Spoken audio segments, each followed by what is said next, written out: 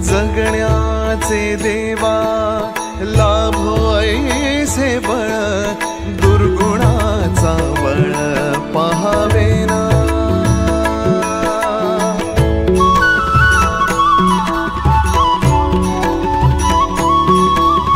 तुझ्या दारी दावी पांडुरंगी तळ, उन्मादाचा मळ झाकवेना।